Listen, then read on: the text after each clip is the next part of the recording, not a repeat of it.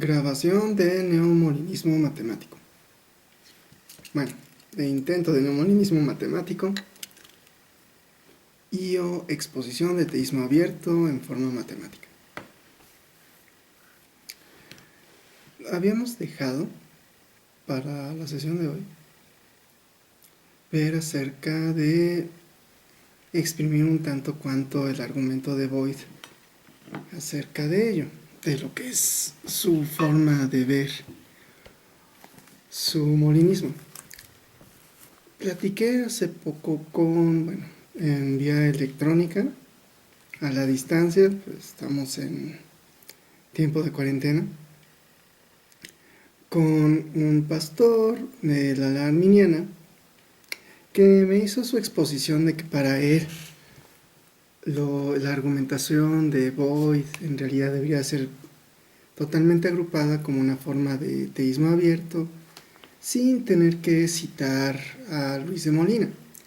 Sin embargo, como cité del canal, ahorita no me acuerdo del canal de Ernesto, a él le parece que el molinismo queda de acuerdo a una forma de estadística computacional, ¿no?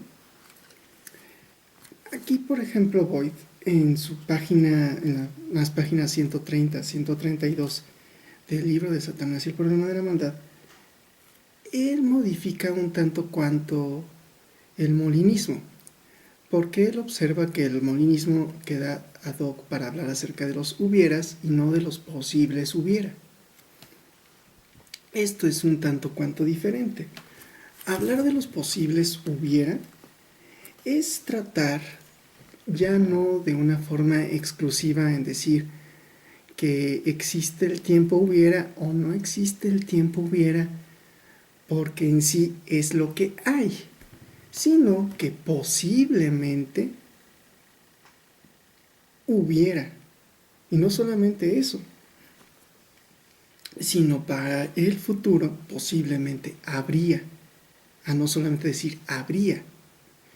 Esto es un salto conceptual un tanto cuanto más adecuado a hablar más en una forma de relación difusa de los eventos o los estados, vamos a decir los estados, los eventos, que es un estado son las propiedades del objeto para definir su existencia. Vamos a decirlo de esa manera, ¿no? Para no hacerme complicaciones con cosas cuánticas y así, ¿no? Con base a ello, podemos decir que podemos omitir algo que el libro de apologética de Norman Geisler habla acerca como de la ley del tercer excluido. Vaga, es como que es verdad o no es verdad, pero no puede haber cosas intermedias. Vamos a tener que hablar para este tipo de cuestiones en una forma de lógica multivaluada, conforme el abordamiento de Clear en su obra de Fuzzy Set Theory. Obviamente no es solamente estarme citando con autores, sino en sí con abstracciones, pero que lo están aportando, por ejemplo, para el caso de Geisler, en su libro de apologética, que no se está basando nada más, no me voy a basar nada más en lo que es su libro de apologética, porque esta forma de razonamiento apologético se está basando en sí en la lógica aristotélica. Para la lógica aristotélica, o traspasada por Boole como una lógica booleana, una proposición tiene valores de veracidad o de falsedad, pero no puede haber intermedios.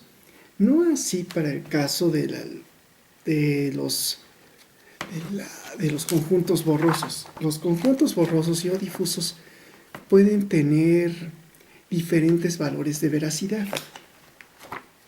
Esto provoca que cuando nosotros hablamos de una contraproposición, que esta contraproposición no necesariamente tenga que ser falso a comparación de la proposición. ¿A qué me refiero con esto? En la ley del tercero excluido nos dice que algo de valor veraz no va a implicar algo falso. No así para cuando nosotros estamos citando a las lógicas multivaluadas, en particular a la lógica difusa o fuzzy logic. En la fuzzy logic podemos hablar de que algo es verdadero y falso de manera simultánea. Esto no pareciera ser propio para las lógicas contemporáneas, pero ello es lo que nos está aportando Boyd al decir de que puede haber posibilidad del tiempo habría. Esto dicho así, puede parecer un poco complicado, espero que lo esté exponiendo en imagen, no solamente en lo que yo estoy aportando de manera audible, para entender que en ocasiones podemos pensar en el habría. ¿Cómo pensar en el habría? Por ejemplo, cuando Boyd está aportando su razonamiento molinista, él dice que el razonamiento molinista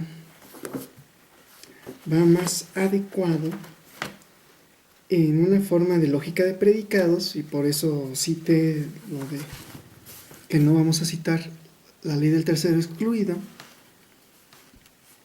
en que haya de sí contrafactuales a quizá contrafactuales. ¿A qué nos referimos con quizá contrafactuales? Nos referimos a que, por ejemplo, sujeto, el agente X, verbo, haría Y, complemento, en situación Z. Esto es lo que dice Luis de Molina. En eso se basa el molinismo. Lo que pasa con Luis de Molina, como dije, es que esto es en el sentido de hubiera, por ejemplo, para el caso del pasado, ¿no? Pero, o en caso de futuro, haría. Pero para el caso del neomolinismo aportado por Boyd, es como que el agente, o sea, por ejemplo, para negaciones no haría, ¿no? Pero ahora ya no es haría, es podría hacer. De nuevo, el agente X, pero ahora es un verbo con complemento. Es una relación difusa conforme al abordamiento de Clear, de relaciones difusas. Podría no hacer, o aquí incluso podría no, podría de negación, que también puede verse como una especie de razonamiento tautológico, o sea, un silogismo cornudo. Podría no hacer, yo podría hacer Y en situación Z. Esto ya tiene que ver más con una lógica difusa para poderlo abordar, y no solamente eso, sino cuando estamos hablando de posibilidades, estamos hablando en cierta manera para el sentido del estudio de las factualidades de una especie de física estadística. Pero ya no solamente de eso, sino en el verbo haría, en el verbo podría, tiene que ver un poquito más con tiempo imaginario. ¿Y qué estudia los tiempos imaginarios? Bueno, creo que los que somos físicos sabemos que lo estudia, y en ese sentido los estados que tengan que ver con cosas complejas. Ahora bien, vamos a decir, ¿y cuál sería una aplicación para la contemporaneidad? En contemporaneidad, ¿cómo estudiar esto? ¿Cómo ver, mejor dicho, cómo ver esto en tiempo de contemporaneidad? En especial para un teísta que cree que hay un Dios que interviene en el universo, o sea, un Dios viéndolo en el sentido de Plotino, que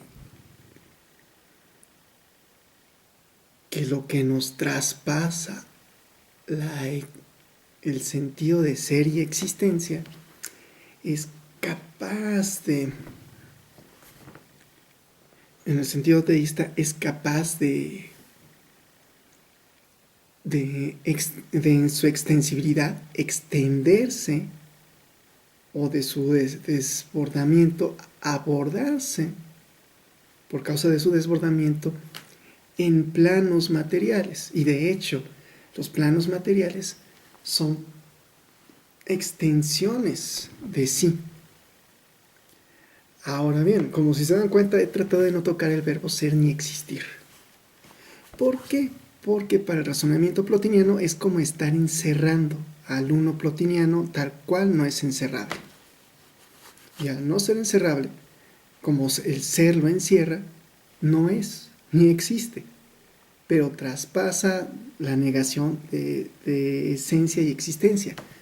Luego, sí existe, ya simultáneamente no es ni existe. En ese sentido, no podemos tocarlo con ello. Diríamos con el razonamiento de Pablo, ¿no? Por ejemplo, en el caso de Hechos. Ahora bien, ¿qué es lo que creo yo como teísta? Propongamos que yo estoy orando con todo fervor y el corazón porque Dios haga algo durante cierto tiempo y de repente Dios como me lo concede. Y yo lo oro porque yo estoy esperando a hacer algo importante como proyecto de vida con eso que yo le pedí. Pero como todo lo que yo pedí es sujeto a su propia existencia. Al ser sujeto a su propia existencia, de repente cuando hay un decaimiento de ello, no quiero yo decir todo tal cual, porque puede ser, ahora sí que traté de concretar un poquito el abstracto. Al deshacerse por sí solo, podría yo reclamarle a Dios y decir, oye, ¿por qué me lo diste sabiendo que esto puede deshacerse? Bueno, en ese sentido yo podría pensar, o sea, Dios sabía que esto iba a pasar y de todos modos me lo dio.